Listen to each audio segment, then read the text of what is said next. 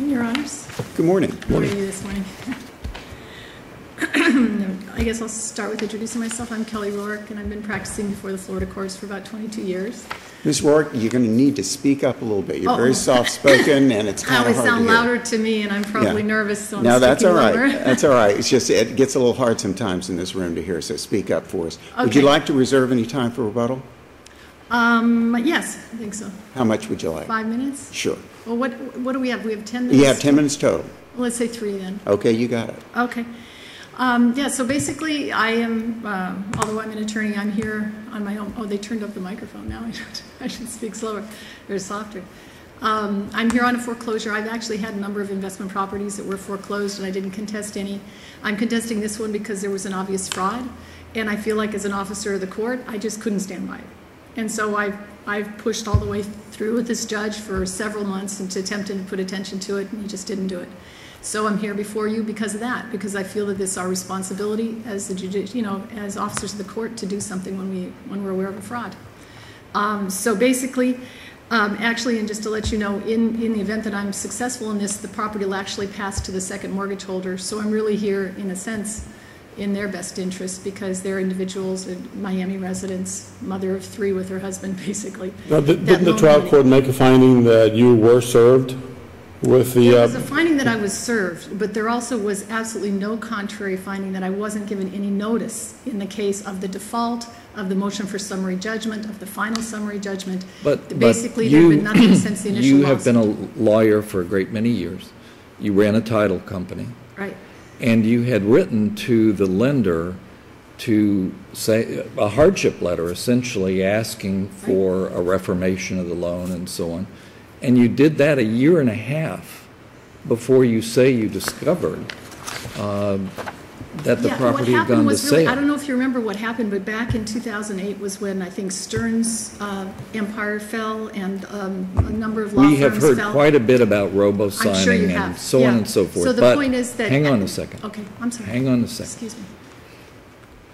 In December of 2009, you wrote a letter saying that you wanted to keep some of these properties, including the subject property, out of foreclosure, correct? Mm-hmm. Okay. And yet, you wanted to bring them out of foreclosure.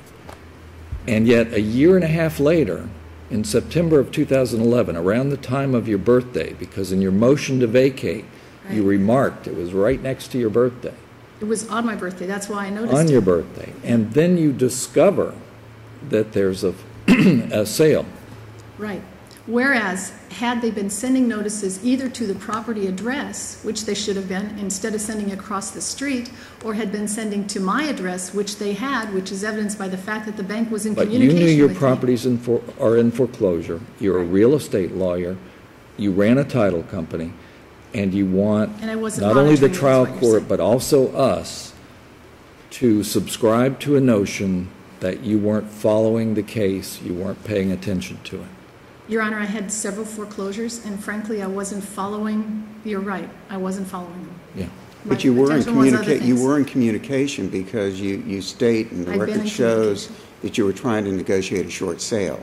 So you knew it was in foreclosure. Yeah, I attempted 2 short sales, both were denied. If you were a layperson, I would understand some of the arguments you're making.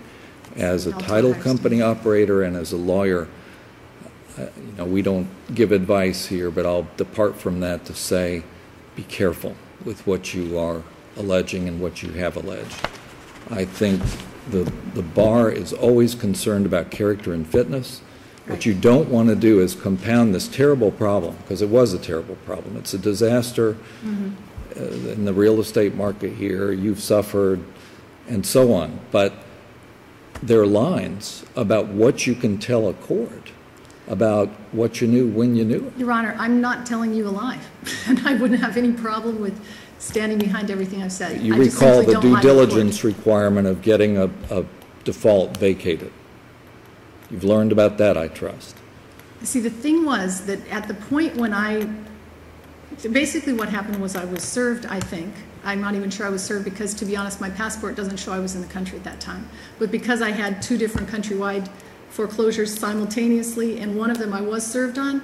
I didn't know whether this was the one that I got served on or the other one, so I can't say affirmatively I wasn't served, okay? And you would, and But I in can response say to I that, wasn't what you living in the would United have done States. is check the public records because you ran a title company. Isn't that correct? Right, but I wasn't aware, okay. Oh, so you're saying at the point when I discovered that there was a foreclosure lawsuit?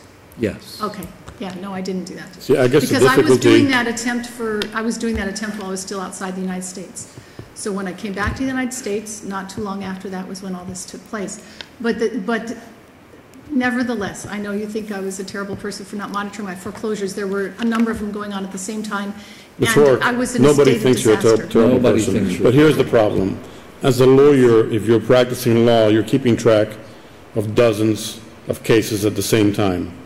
You certainly should be expected to keep track of the foreclosures that are going on with your properties in the same way. And a failure to diligently pursue those issues, Okay, so you're saying that the lack of notice was irrelevant, is what you're saying? well, I think we're saying that you should have known better than to not respond. And I they're think we're very I saying, strict didn't acknowledge that, standards. but I did respond is the point. I was in response. I was communicating with the bank, and the bank had my correct address. And there wasn't any reason for me to assume that if the lawsuit had been proceeding, that they wouldn't have noticed me at my address. They, or at least at the property but address. case So law- it's kind of like the situation where as things come in, you respond to them, and nothing was coming in, so I assumed that But Ms. nothing was Rourke, happening. even the law says, I know that one of Okay. your arguments was that you thought the foreclosure had been abated because you were in negotiations with the bank, was one of your I arguments. had been in negotiation, but there was Right. like But a that- 6 or that 8 month period where legally- nothing had happened. But legally, that's not a defense. You can't say, I was under the impression because I was negotiating. So we have to put that aside. You have a default entered against you, so your standing argument has to be put aside because you have the default. Standing has to be raised. This DCA says standing has to be raised as affirmative defense. Once you have a DCA has default, also said that in the case of a fraud, it can be raised at any time. but And what- it can be raised on the court's own motion. But I what mean, was- we're what was the- talking what about was the- fraud. You So I need- mean, I can acknowledge and Ms. I can Rourke, take full you need to listen to I'm Judge sorry. Horace. Excuse Ms. me. Rourke, but let me ask you, okay, so that's put aside. So the problem I'm having here is what's the fraud that you're alleging? What's the Okay. fraud that you're alleging? The fraud is fundamentally this. At the time that the lawsuit was filed, it was filed, excuse me, on a lost note, right? Right. Which means that they relied upon an assignment of mortgage to demonstrate their standing to sue, right? Right? So what they did was, rather than actually having the note in their possession and actually being the owner of the note, which is what they alleged, rather than alleging that they're a servicer, they alleged they were the owner of the note, and they used a fraudulent assignment of mortgage, which was fabricated in the law firm that was representing the bank 1 week before the lawsuit was filed in 2008. This was a 2006 mortgage, which had been transferred to a securitized trust in Okay, 2006. it's not your argument. And had to be it's- transferred within the it's not- first few months of the... We can only talk one at a time, okay? Okay. It's not your argument that, hopefully, that the assignment 1 week before is a fraud. It is my argument that it's a fraud for a very simple reason. The party assigning didn't own the note and mortgage at that time. The note and mortgage had been transferred in 2006, and they were with full knowledge that it was transferred in 2006 because they had sent me a letter in mid-2011 stating the owner of your note is not Bank of America. It is such and so, so-and-so. If Bank of America N.A. does not appear on line such and so of this letter, it is not the holder of your obligation. Okay? So if in 2011 they knew it was still in the hands of a securitized trust, and in 2006 they transferred it to the trust, then in 2008, when they fabricated that mortgage assignment, they did it with full knowledge that they were committing fraud upon the court. Not just in this case, but you know in many, many other cases they did the same thing. And right now, before the Supreme Court of Florida is the Pino versus New York case, which I'm sure you've all heard about, on the same exact issue in the court below, where they were successful in raising the issue of a fraudulent assignment of mortgage, and because the banks were so afraid of that, they settled the case before it got to the Supreme Court, and now, thankfully, the Supreme Court of Florida has said this is too important an issue of public importance for us to allow a settlement to avoid it. Did you And raise the I- issue? Did you raise the issue below of fraud against the court? Yes. Okay. I And your raised motion the issue to below vacate. numerous And your times of motion fraud to against the vacate. court. Absolutely, yes. My point to come before you today, because like I say, at this point, I don't really have a financial interest. In fact, it's a financial detriment. It cost me $2,500 to run this appeal. There's very few people who have the money to be able to appeal, to be able to get before you. And you know that. I looked at the records for the last 2 years thinking there'd be dozens of appeals on fraud, on foreclosures. There were only maybe 20. And of those, there was not a single one maybe one that you could say arguably went for the homeowner. In the cases where it should have gone for the homeowner, instead the bank came in and acknowledged their mistake, and it was remanded for further proceedings, which means what? No opinion on appeal. So you guys and I know, because we're officers of the court, what happens when there's no opinions on all the cases where the bank acts fraudulently? Wait. What happens is that there's no record. Ms. Rourke. Yes. When I speak or any of the judges speak, you stop speaking. Okay. Okay? I understand your argument, number one. Number two, don't rebuke the court for things that happened below on other cases. That's totally inappropriate. You don't know the record. You don't know what went on in those cases. So don't rebuke the court. I'm sorry for Do you have any other argument you want to make? Your time is up, but I'm letting you go over. Do you have any other arguments you want to make? Okay. Instead of an argument, I'd like to just make an apology and a correction. No, you don't have to apologize. I just want to let you know that you can't do that. Because I don't want to leave it sitting like that. I wasn't rebuking the courts below. What I was saying, or the point I was trying to make, was that you folks in the Court of Appeals have tremendous power. You have the power to change the way things are done in the courts below. Okay? If the courts below allow things to happen that should not happen, you are their watchkeepers. You're the watchkeepers not only of them, but also of the legislature, of the entire judicial system. You have a very important role. Thank you. And what I'm trying to say is that very few people come before you because they can't afford to come before you. Thank you, Ms. Rourke. Okay? We appreciate it. So the reason I'm here is to try to draw the attention of the court to the fact that foreclosures are happening nationwide that are illegal, and that properties are going back into the hands of parties that don't own them, sometimes on behalf of trusts that no longer exist. Okay? It's a massive fraud, and someone has to, at the minimum, hold these parties to a standard that I would be held to as an individual were I to go to court relying upon a fraudulent document to create standing. If I can't do it as an individual, why should a bank be able to do it simply because it's big? Ms. Rourke, I appreciate your passion on this. We really do. We appreciate your passion on this and appreciate your argument on it. Believe me, the court is very well aware of problems that are occurring, but thank you for addressing it. I've let you go over, but you can still have a couple of minutes for rebuttal. Counsel? Good morning, Your Honors. Good morning. May it please the Court, my name is Emily Rotman. I'm with McGuire Woods and here on behalf of Countrywide Home Loans, Inc. What about Ms. Rourke's argument of fraud upon the court? Ms. Rourke's argument, particularly below, we're here on an abuse of discretion standard. And the court below had in front of it the assignment that Ms. Rourke is discussing, and further, the original note was filed in this case. There's no fraud in the court. Countrywide Home Loans Incorporated filed as the holder of the note. The original note was filed in this case, and therefore a foreclosure was entirely proper. This was a 2006 loan for $400,000. Nothing was paid starting sometime in 2008. Correct. Not a penny since then. Correct. And the proceedings were all public record, all filed against her in her name. Correct. I'll go briefly through the arguments if Your Honors don't have any additional questions. As Your Honor said, this is a 2008 case. There's a proof of service filed in 2008, and then a default entered in September of 2009. Original note was filed with the court. A trial took place in 2011, and then Ms. Rourke filed her motion to set aside. Ms. Rourke has since then received a trial as to the amount of the judgment later in 2012. Why don't you discuss the issue of notice? She claims that she had no notice of the summary judgment proceeding and some other proceedings. First notice was sent to her at the address she was served at, which seems a reasonable place to send the notice. But was there any change of address placed in the record to put your client on notice that she should be notified at a different location? No, Your Honor. And further, any notice that she's entitled to post-default is simply a notice as to unliquidated damages. Well, let me ask you a question on the service issue since you want to talk about it. My understanding from the record is that the service was actually made on a tenant at a rental piece of property. Am I correct? A proof of service was filed stating that Ms. Rourke was personally served. It says Ms. Rourke was personally served, but she claims she wasn't in the country. Now, an answer was filed in the record by the tenant at the location that's in foreclosure. Am I correct? Correct.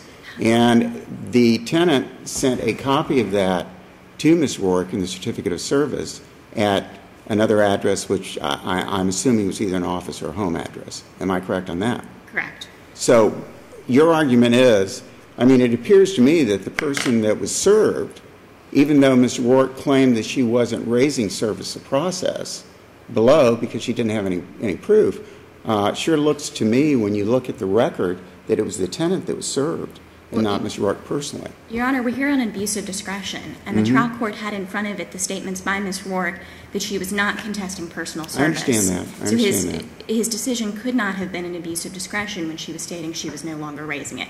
I wasn't there, but there is a proof of service that is, absent clear and convincing evidence, should stand that she was personally served. It just raised a question in my mind. I understand your argument. I understand what you're saying. It just raised a question in my mind as I was going through the record.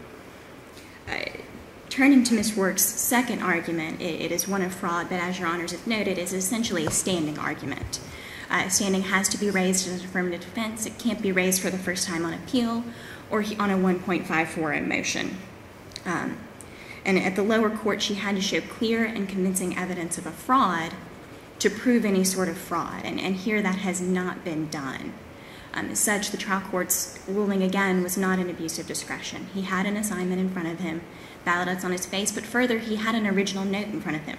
No one else can now sue Ms. Rourke on this foreclosure, and so the foreclosure should be allowed to stand and should be allowed to stand as it currently is. She's received a trial on damages, which is what she's entitled to post-default.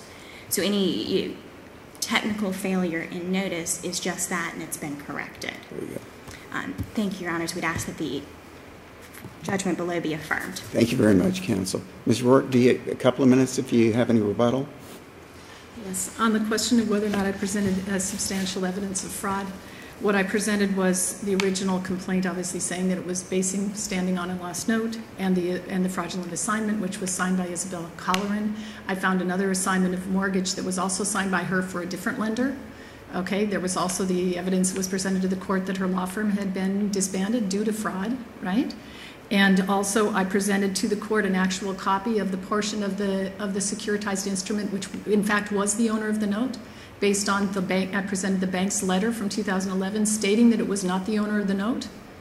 And to me, I cannot understand how that wouldn't be sufficient evidence to demonstrate that the bank was not the owner of the note. I presented the document showing that it was, the document stating that that transfer would have had to happen in 2006. I presented the document saying that the bank said itself in 2011 it didn't own the note.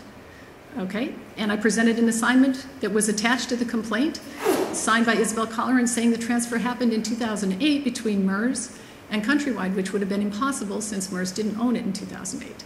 So it's an impossibility, and I demonstrated that even though I didn't need to. What I needed to do was allege sufficiently fraud in order to entitle me to a hearing. What I was denied was a hearing on the merits of the case on the issue of fraud. And I believe that I presented more than enough evidence of fraud, more than most people would be capable of doing without being permitted discovery, which I had been denied as well. Very good. Thank you, Ms. Rourke. Okay. Thank you both. Thank you. Next matter.